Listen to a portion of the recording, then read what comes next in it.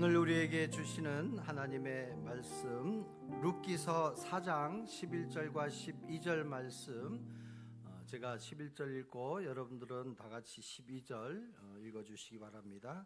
성문에 있는 모든 백성과 장로들이 이르되 우리가 증인이 되나니 여호와께서 내 집에 들어가는 여인으로 이스라엘의 집을 세운 라헬과 레아 두 사람과 같게 하시고 내가 에브라스에서 유력하고 베들레헴에서 유명하게 하시기를 원하며 여호와께서 이 젊은 여자로 말미암아 내게 상속자를 주사 내 집이 다말이 유다에게 낳아준 베레스의 집과 같게 하시기를 원하노라 하니라. 아멘. 아멘.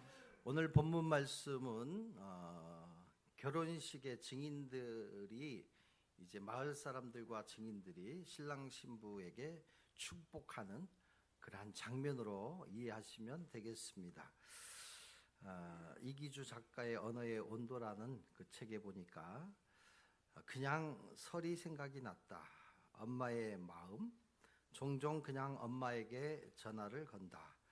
엄마는 충분히 소중하니까 사람이 사랑을 이루면서 살아가는 것, 그게 바로 어머니의 삶이 아닐까. 어머니를 부축해서 병원을 나서는 순간 부모의 존재를 쏙 빼닮았다라는 생각을 했다. 그 링거를 보면서 뚝뚝 한 방울 자신의 몸을 소진해 가며 자식을 살찌우고 다시 일으켜 세우니 말이다. 부모님 생각하시는 분들 계시죠? 많은 분들이 고향을 찾아 올라가기도 하고 또 내려오기도 합니다. 부모님 생각, 또 돌아가신 부모님 생각도 날 것이고 또 고향 생각도 나는 이런 설날, 참 우리에게는 의미 있는 시간이다라고 생각을 합니다. 남은 한 해, 이제 벌써 2월 달이 지나가고 있습니다. 남은 한 해 건강하시고 하나님의 은혜를 듬뿍 받으며 살아갔으면 좋겠다라는 그런 간절한 마음을 여러분들에게 드리고 싶습니다. 자, 여러분들도 옆에 분들에게 올 한 해 건강하세요 이렇게 한번 인사하시기 바랍니다. 하나님의 은혜 듬뿍 받으세요. 자, 오늘 시어머니 나오미가 등장을 합니다. 나오미라는 뜻은 기쁨, 희락을 의미합니다. 며느리이며 또한 또 새롭게 결혼을 하는 룻이 등장을 합니다. 며느리 룻. 룻은 동반자의 뜻이 있습니다. 동반자. 그리고 며느리는 혈통보다는 믿음을 선택을 하는 그러한 주인공으로 등장합니다. 새로운 남편 보아스가 등장을 합니다. 보아스는 유대인이었습니다. 보아스는 고엘, 구속자, 예수 그리스도를 상징합니다. 그리고 유력자로서 기업 물을 자로 이제 성경에 기록이 되어 있습니다. 이 배경을 보면 사사기 마지막 장 절에 보면 그때에 이스라엘의 왕이 없으므로 사람이 각기 자기의 소견에 옳은 대로 행하였더라. 왜 이스라엘의 왕이 없어요? 하나님이 없다라는 의미로 해석할 수 있습니다. 하나님께서 선택하신 백성들이 하나님보다 세상에 더 관심을 갖다 보니까 하나님의 존재가 사라지게 되는 거예요. 자기의 생각대로, 자기의 경험대로 살다 보니까 전체적으로 혼란이 오는 시기가 있었습니다. 자기 생각에 옳은 대로 행했다라고 얘기를 하고 있습니다. 룻기는 바로 그러한 배경에서 쓰여진 말씀입니다. 나오미는 희락, 기쁨이란 뜻이 있다라고 말씀드렸죠. 그는 남편과 함께 떡집이라는 의미의 베들레헴에서 함께 행복하게 살고 있었습니다. 시간이 지나서 이제 두 아들을 두게 됩니다. 두 아들을 두고 또한 남편과 같이 행복하게 기론과 말론이라는 아들을 낳고 살고 있었습니다. 자, 그런데 인생의 기근이라는 폭풍우가 들어닥치게 됩니다. 자, 우리가 성경을 보면 기근, 고난, 고통, 절망의 순간에 하나님은 찾아오는 것을 우리가 많이 보게 돼요. 하나님께서 이러한 고난을 통해서 우리를 찾아오는 이유가 어디 있을까? 기근과 또한 가치관이 혼란된 시대에 하나님은 하나님의 나라를 위해서 다시 고난이라는 과정을 통해서 우리에게 다가오신다라는 거예요. 다가오셔서 모난 부분들을 깎아내기 시작합니다. 다시 잃어버렸던 우리의 믿음을 점검하게 합니다. 이 가정에 고난이 닥쳤을 때에 이제 이 나오미는 어떻게 할까요? 남편이 죽고 나서 이제 모압 땅, 이방 땅으로 이민을 가게 됩니다. 근데 그곳에서 남편도 죽고 두 아들이 죽습니다. 결혼하고 나서 죽습니다. 깊은 슬픔, 절망에 쌓이게 됩니다. 자, 남겨진 가족들이 누굴까요? 누구가 남았어요? 시어머니, 그리고 며느리 둘. 자, 이들에게 무슨 희망이 있겠어요? 시어머니 나오미, 자, 이들에게 하나님은 어떻게 역사하실까? 이 며느리를 두고 이제 나오미는 나는 이제 고향으로 돌아가야 되겠다. 하나님의 사인인 것 같다. 이 고향, 귀농귀촌 하신 분들 여기에 고향은 다시 돌아가는 말 아닙니다. 제주도가 고향입니다. 신앙의 고향. 여러분들이 돌아간다고 생각하면 제가 가슴이 철컹할 것 같아서 정확하게 얘기를 하는 거예요. 마음의 고향, 신앙의 고향으로 돌아가라 라고 해석하시면 될 것 같습니다. 자, 그래서 이 나오미는 두 며느리를 불러놓고 얘기를 합니다. 며느리에게 뭐라고 얘기했을까요? 참 따뜻한 시어머니였어요. 너희들은 너희 고향 이 땅에 남아서 좋은 남편들 다시 만나서 이곳에서 행복하게 살았으면 좋겠다라고 얘기를 합니다. 며느리 한 명인 오르바는 그렇게 땅에 남고 룻은 끝내 어머니를 따르겠다고 얘기를 합니다. 이제 나오미는 이방 며느리 룻을 데리고 베들레헴 고향 땅으로 돌아오는데 마침 베들레헴에 풍년이 들었고 추수를 하던 동네 사람들이 초라한 나오미를 한눈에 알아보게 됩니다. 아니, 저건 나오미가 아니냐? 아니, 저렇게 초라한 몰골을 가지고 어떻게 나오미가 저렇게 변할 수 있을까? 이 얘기를 들은 나오미는 나를 더 이상 기쁨 희락이라 하지 말고 나는 이제 쓴물 말하라 불러라 괴로운 인생이 되었다라고 자신을 그렇게 소개를 합니다. 그리고 고향 땅에서 빈털터리로 이제 정착을 하게 됩니다.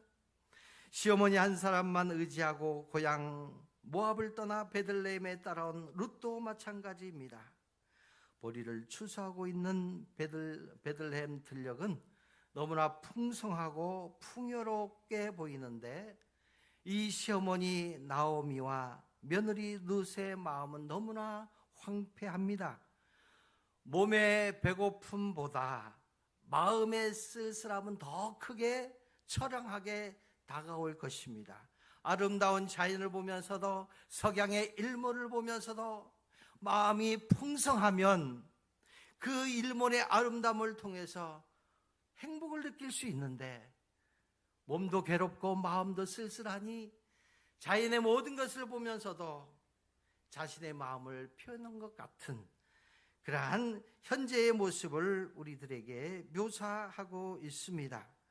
사랑하는 성도 여러분, 하나님은 이 절망의 끝자락에서 어떻게 하나님은 반전을 이루어 나가실까? 하나님의 역사를 이루어 가실까? 오늘 저와 여러분들을 하나님께서 불러주셨습니다. 다 다양한 삶들이 있습니다.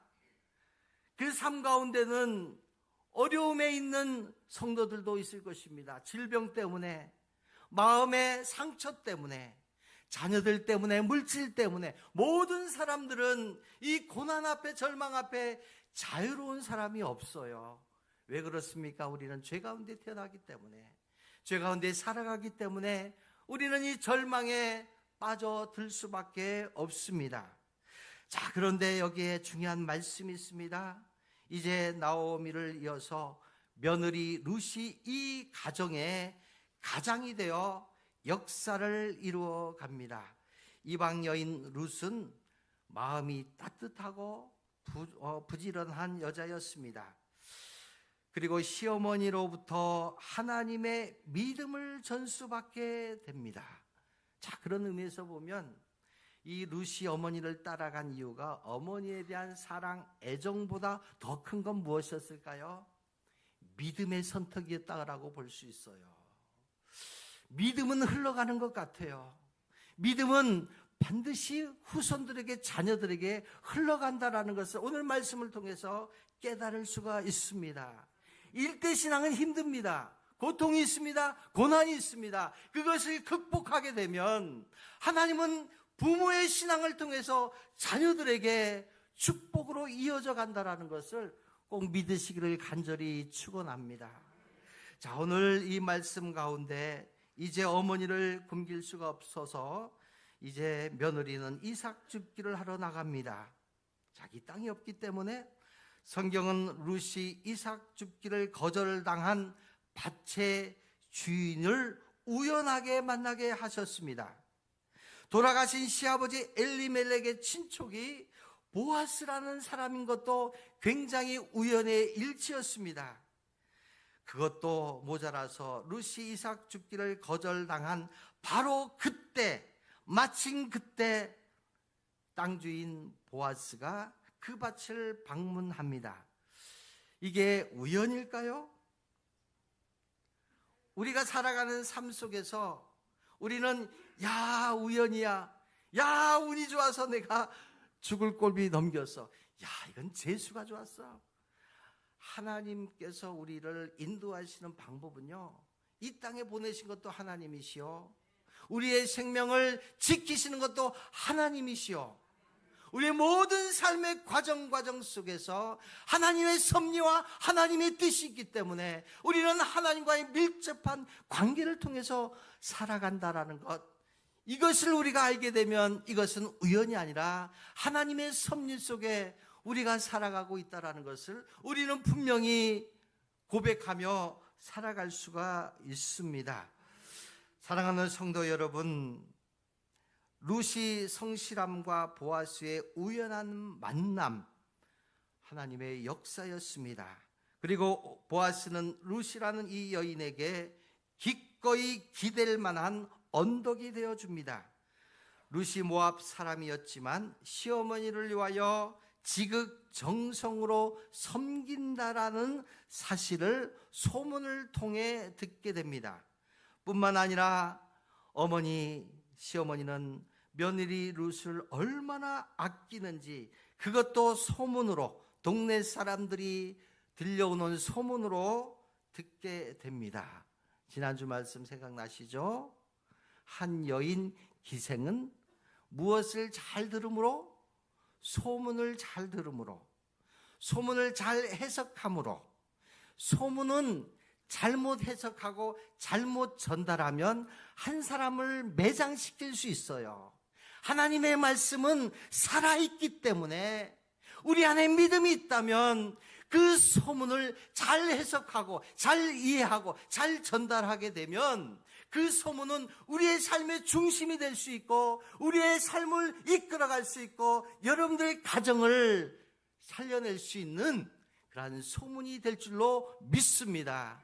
자, 오늘 본문 말씀으로 다시 돌아가면 이제 이 소문을 보아스는 들었다라는 거예요. 자, 성경은 뭐라고 해석하고 있냐면 룻기 2장 3절, 2장 11절 같이 한번 읽겠습니다. 시작.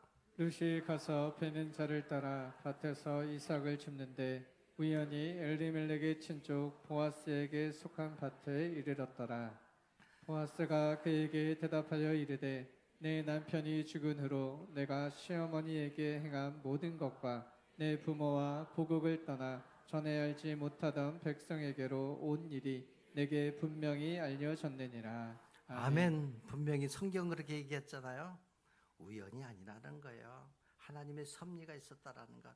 그리고 이 보아스는 이미 룻을 만나기 전에 소문을 들으니까, 야, 이런 여자가 있어. 이 땅에 이런 여자가 있단 말이야. 그것도 이방 땅에서 온 여자가. 야, 어떤 사람일까? 얼마나 궁금했을까요? 얼마나 보고 싶었을까요? 그리고 그 어머니가 며느리를 사랑하는 그 끈끈한 정을 소문을 먼저 들었기 때문에, 소문을 듣고 만나니까 그냥 만나자마자 이건 내 여자다라고 생각했던 것 같아요. 야, 이거는 따져볼 필요도 없어. 이것은 하나님이 나를 위해 예비하신 짝이야. 이렇게 생각했던 것 같아요. 여러분들도 그렇게 만나셨죠? 그렇게 만나신 분만 끄덕끄덕 한번 해보세요. 억지로 하지 마시고. 자, 이런 만남 가운데 드디어 하나님께서 중매를 해서 만나게 되었습니다. 자, 오늘 본문에 등장하는 나오미, 룻, 보아스는 참 이상한 사람들인 것 같아요. 손해를 보잖아요. 보아스는 유대 사람인데 이방 여인을 만난 거예요. 그리고 결혼하겠다라는 건 세상적으로 그때 당시에 법으로는 맞지 않습니다. 이 사람들은 세상과 다른 방식을 선택했던 사람들이었습니다. 그걸 잘 보여주는 단어가 헤세드예요. 헤세드. 헤세드는요, 자비, 사랑이 바로 헤세드예요.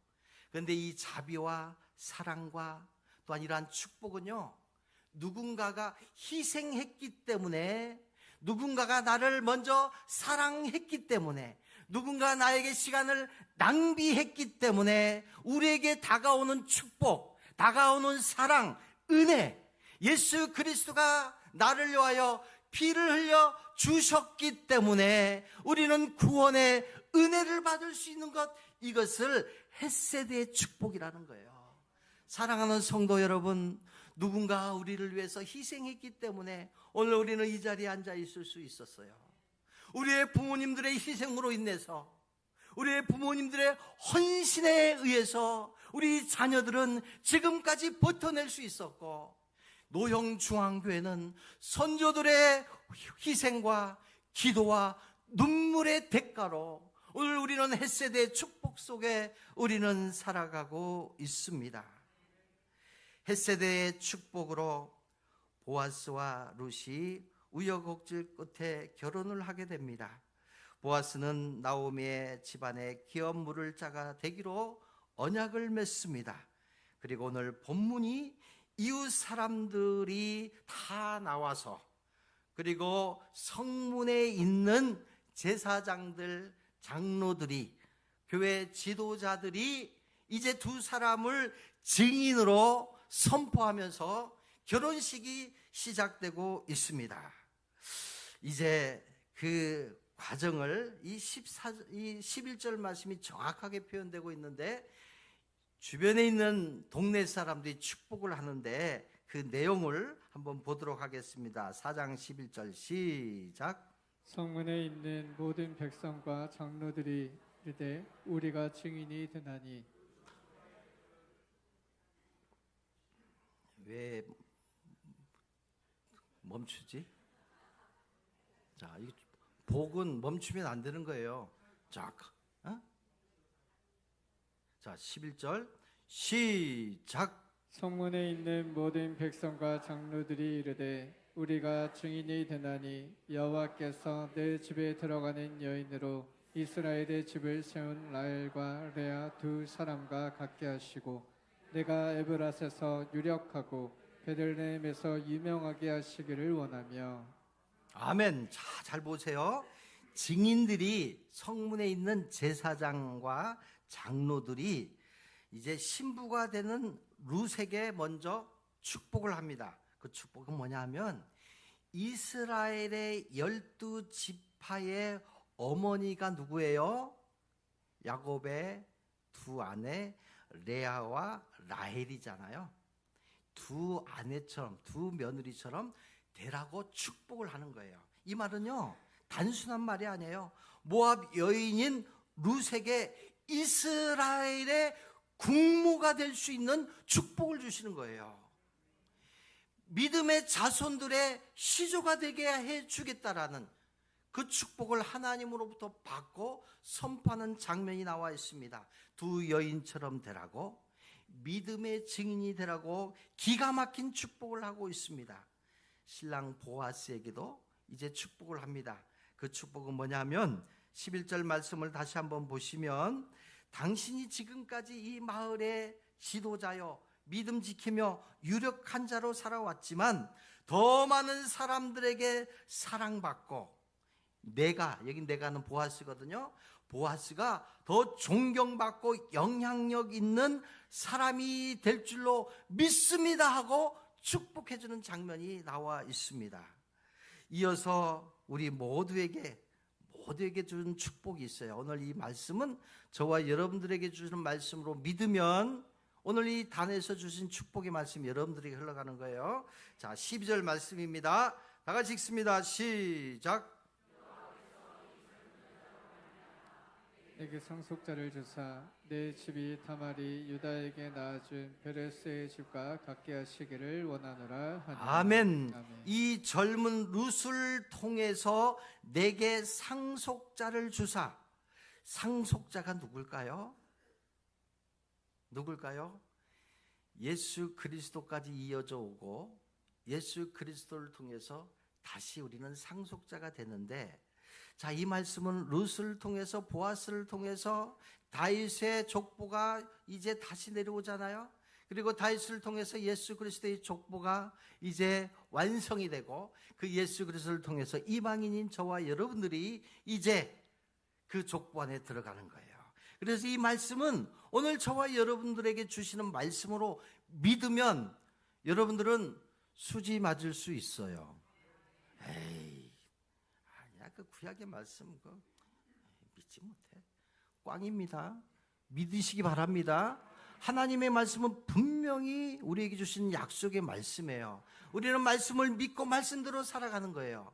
말씀이 우리에게 없으면요, 사사기에 나온 것처럼 우리가 무질서해져요. 방탕해지는 거예요. 하나님의 말씀은 항상 우리들 앞에 임재하고 있어요.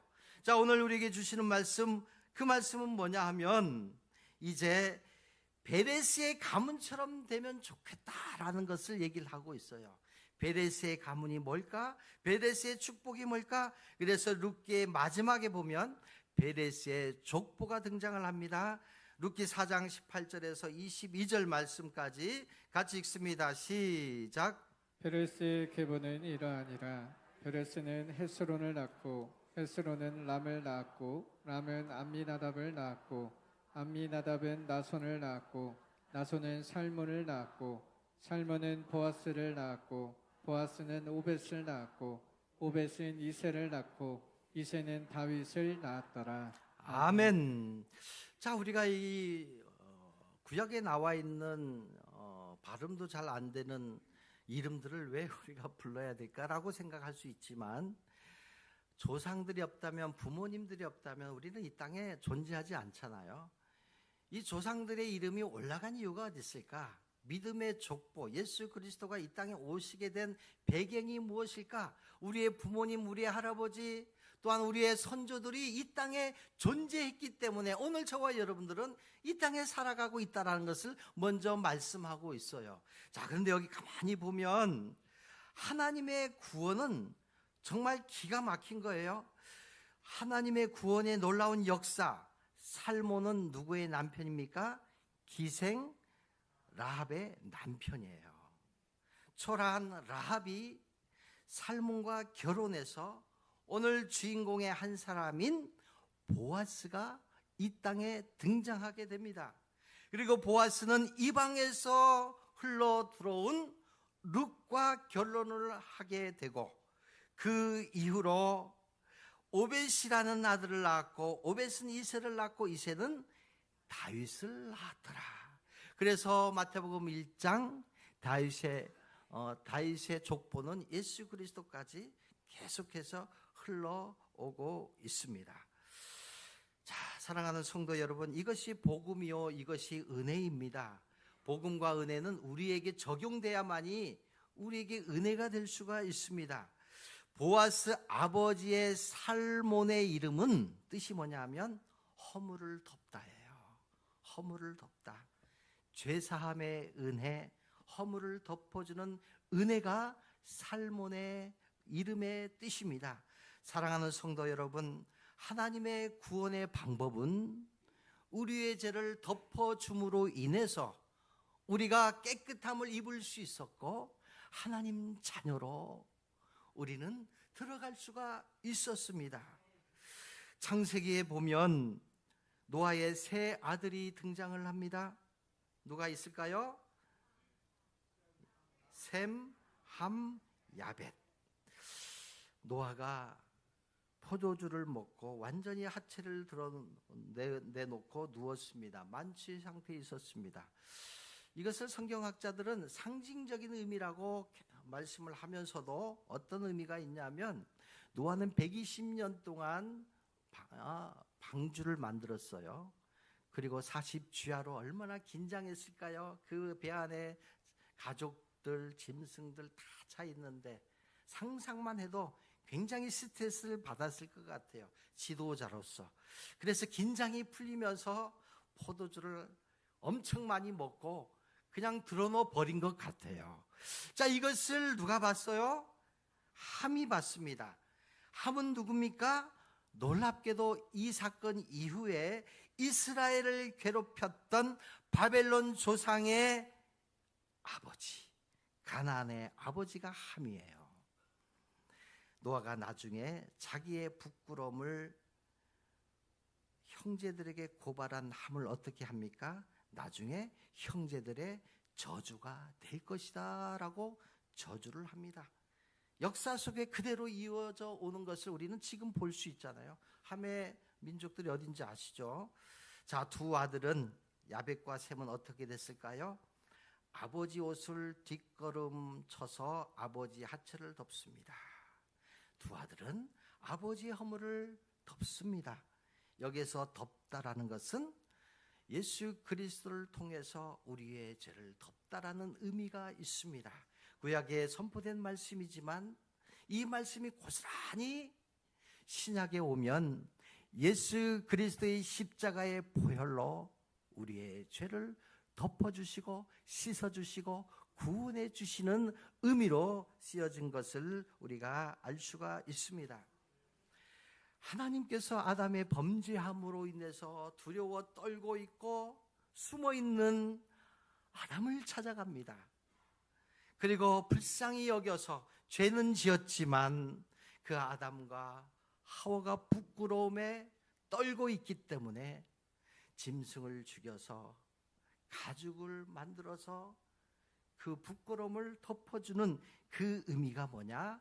예수 그리스도, 죄가 없으신 분만이 죄를 해결할 수 있고 죄가 없이 이 땅에 오신 분이야말로 우리를 구원할 수 있는 유일한 길이기 때문에, 그래서 예수님은 나는 길이요 진리요 생명이다, 나로 말미암지 않고는 아버지께로 갈 자가 없다라고 고백한 의미가 어디 있겠습니까? 예수 그리스도를 통해서 죄 많은 우리의 허물을 덮어주셨다라는 것, 오늘 이 노아의 방주를 통해서 다시 한번 우리에게 강조하고 있습니다. 우리의 구원은 예수님의 피 흘린 사건을 통해서 덮어줌으로 인해서 시작이 되었고, 우리의 허물을 하나님께서 덮어주지 않으셨다면 우리는 여전히 죄인된 속에 살다가 지옥불에 떨어질 수밖에 없는 운명이었다라는 것을 우리는 너무나 잘 알고 있습니다. 동이 서에서 먼 것 같이 우리의 죄가를 우리에게서 멀리 옮기셨으며, 아버지가 자식을 긍휼히 여김같이 아버지께서는 자기를 경외하는 자를 긍휼히 여기시나니. 노아의 사건은 단순히 술 먹고 주정한 사건으로 끝날 일이 아니었습니다. 아버지의 부끄러움에 하체를 덮는 순종을 통해서 인류 구원을 위해서 방주를 만들어 놓고 죄로 물든 사람들을 위하여 우리를 용서해 주시고 자녀 삼아 주시고 이 노영중앙교회라는 방주를 하나님께서 예수 그리스도의 보혈로 만들어주신 이유가 어디 있느냐? 이 방주에 들어오는 사람들을 통해서 하나님은 씻음을 허락해 주셨고 죄사함을 허락해 주셨고 구원을 성취할 수 있도록 그 사명을 오늘 저와 여러분들에게 허락해 주심을 믿으시기를 간절히 축원합니다. 결론의 말씀 우리 따라해 보시기 바랍니다. 용서는 사랑의 시작입니다. 다시 한번.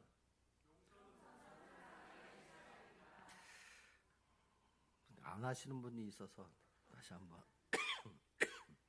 크게 옆에 보시면서, 자, 용서는 두 번 하는 거예요. 용서는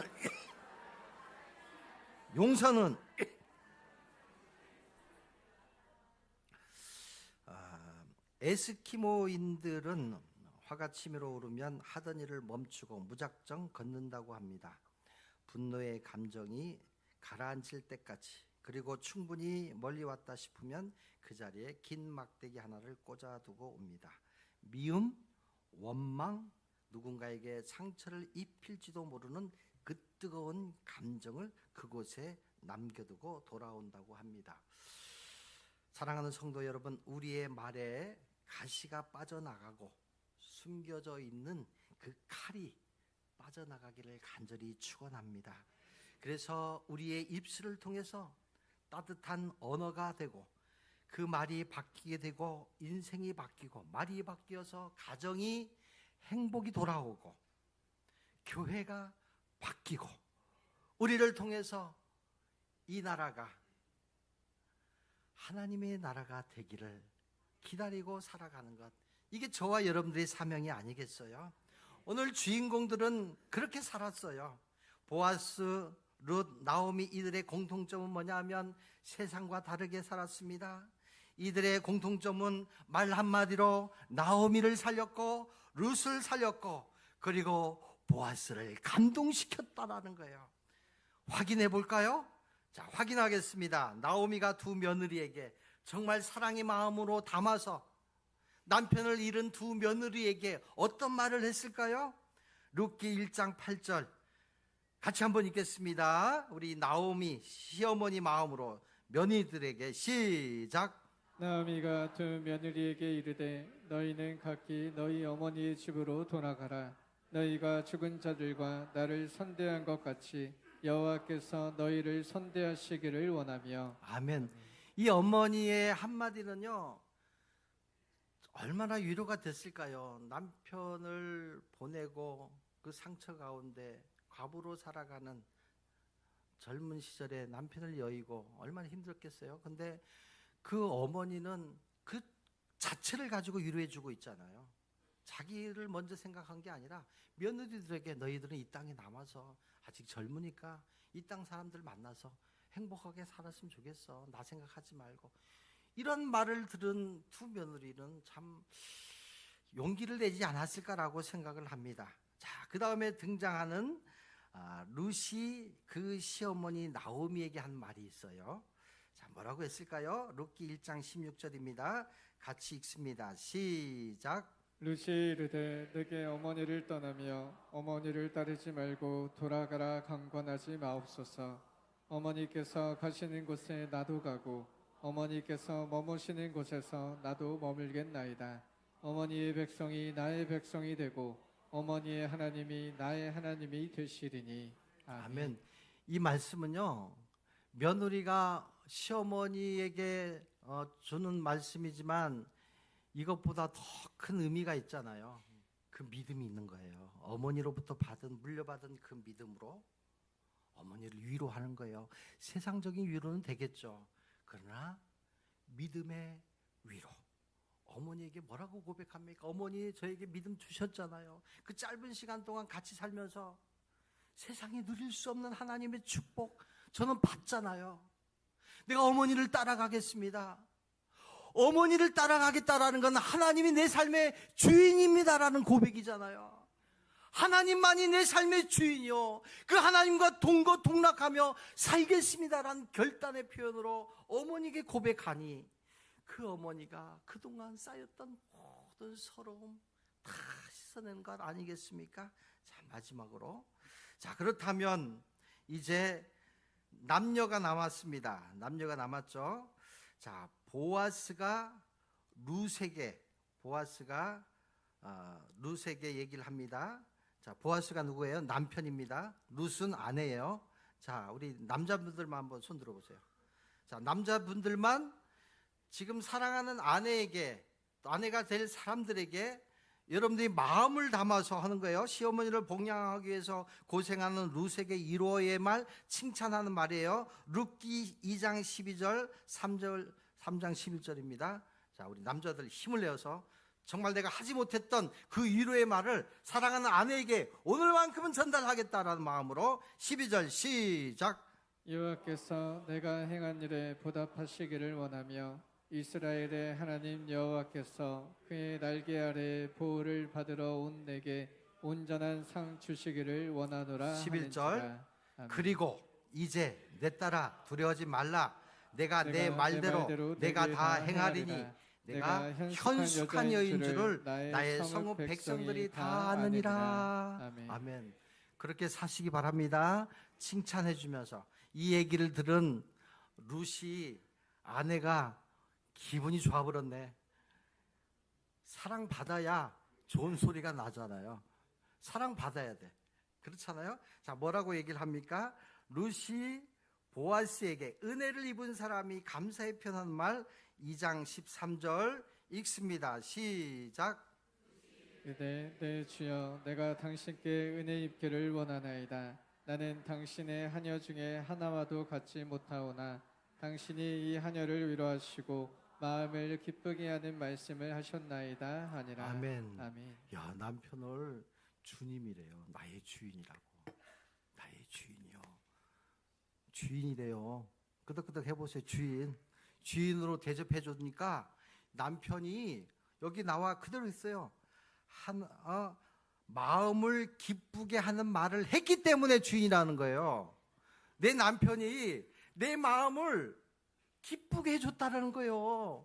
맨날 밥만 사려라, 뭐하냐, 자꾸 잔소리하고 듣도 보지 못한 얘기들을 집에 와서 자꾸 해대면 마음이 기쁨이 오겠어요? 짜증이 날 거야. 화가 치밀어 오를 거야. 그런데 그 보아스는요, 참 너그러운 사람 같아요. 믿음으로 살았던 사람이잖아요. 그러니까 아내에게 그렇게 마음으로 기쁨을 주는 말, 따뜻한 말 해주니까 그래 당신 나의 주인이라는 거. 자, 오늘 이 말씀 들으면서 아직 실천하지 못한 분들 있잖아. 이제까지 저부터가 말씀 준비하면서 다시 한번 다짐을 해봅니다. 내가 아내에게 기쁨을 줘야지, 기쁨 주는 말을 해야지. 어떤 말이 있을까 생각해 보았어. 여러분들 생각해 보세요. 오늘 이 말씀대로 꼭 여러분들 한번 순종해서 행복한 가정 되었으면 좋겠습니다. 자, 결론의 말씀을 드립니다. 다시 한번 결론의 말씀, 다시 우리 교회에 적용하면 교회는 두 가지 역할이 있습니다. 하나는 뭐냐면 돌봄이 있습니다. 돌봄과 영적 훈련이 있어야 돼요. 돌봄은 뭡니까? 우리도, 목사도, 장로도, 교회 지도자들도 돌봄을 받아야 돼. 위로를 받아야 돼. 누구의 위로? 먼저는 하나님으로부터 위로를 받아야 돼요. 성령의 위로를 받아야 돼요. 삶의 무게가 너무 무거워요. 여러분들 모든 성도들이 다 제가 짊어지고 간다고 하면 한 사람 한 사람 말을 다 들어야 되는데 이 어깨가 축 처져서 거북목이 돼버렸어요. 이게. 자, 무슨 말이냐면 여러분들의 가정의 가장들, 또 우리 장로님들, 구역장님들, 여러분들을 다 이끌어 가다 보니까 먼저 우리는 사람들한테 위로를 받으려는 습성이 있어. 하나님께 나와서 말씀을 통해서, 예배를 통해서 하나님의 위로를 받는 거예요. 하나님의 위로를 받게 되면 마음에 평화가 와요. 기쁨이 넘쳐요. 받은 것을 믿음이 약한 사람들에게 흘려보내게 되면 그들이 교회에 와서 위로를 받게 되고 양육을 받게 되고 다시 그들에게 힘을 줄 수 있어요. 그리고 우리는 세상과 버터에 살다가 하나님께로 나왔기 때문에 영적 훈련을 받아야 되는 거예요. 저도 받아야 되고 우리 모두가 받지 않으면 아직도 내 안에 있는 칼을 가지고 있어요. 아직도 내 안에 있는 상처를 가지고 있어요. 그것이 입을 통해서 남에게 죽이는 말이 될 수 있고, 남을 따뜻하게 위로하지 못하고, 나의 행동 하나하나, 나의 입술에 나오는 그 말로 인해서 우리는 세상 사람들과 다르지 않는 삶을 살아갈 때가 얼마나 많이 있습니까? 구정 명절을 우리가 맞이하고 있는데 이번만큼 우리 한번 실천했으면 좋겠습니다. 야, 노영중학교에 다니더니 얘가 뭔가 달라진 것 같아.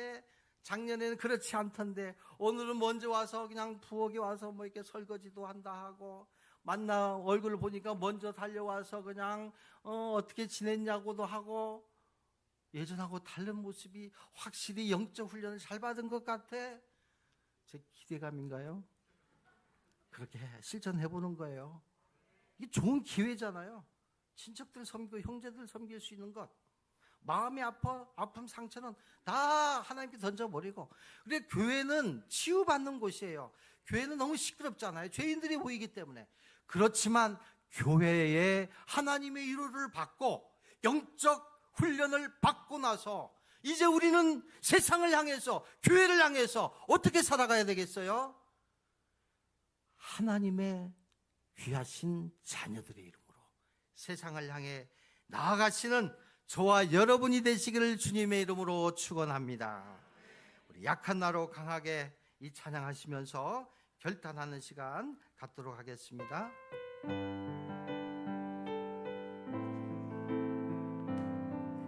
우리 자신을 돌아보면서 정말 저는 약합니다. 부족합니다. 약한 나로 강하게, 가난한 날 구하게, 가난한 날 구하게, 날 볼수있게 주님께 행하셨네. 호산나 호산나 주님 나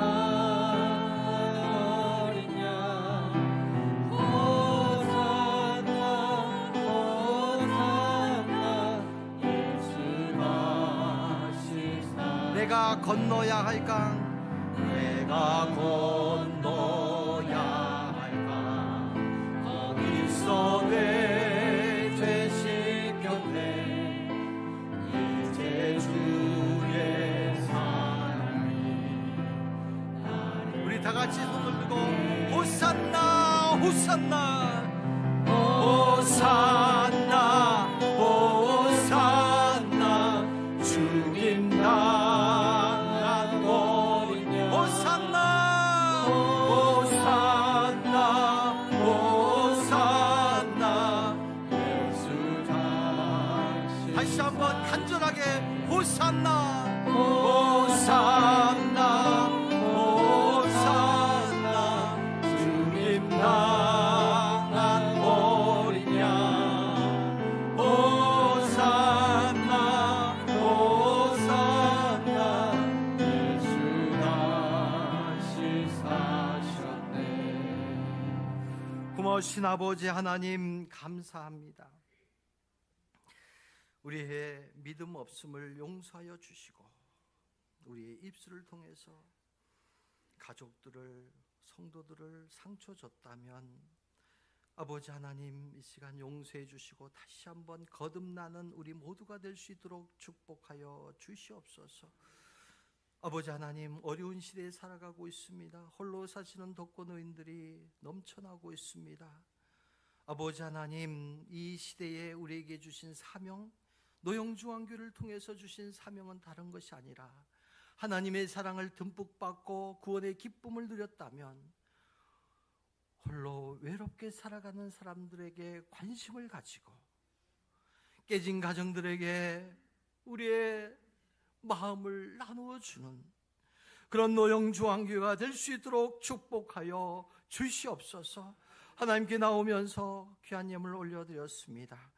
물질 때문에 어려움 당하는 성도들에게 물질의 복을 허락해 주시고, 오늘 간절하게 하나님 예수 그리스도의 보혈을 의지하며 하나님께 예배드리는 아버지, 몸의 질병으로 인해서 고통당하는 성도들이 너무나 많이 있고 수술을 앞둔 성도들도 있는데, 아버지 하나님, 하나님에 대한 그 믿음을 가지고 예수 그리스도께 간절히 기도하는 성도들의 기도를 응답해 주시고 치료하여 주시고 회복시켜 주시옵소서.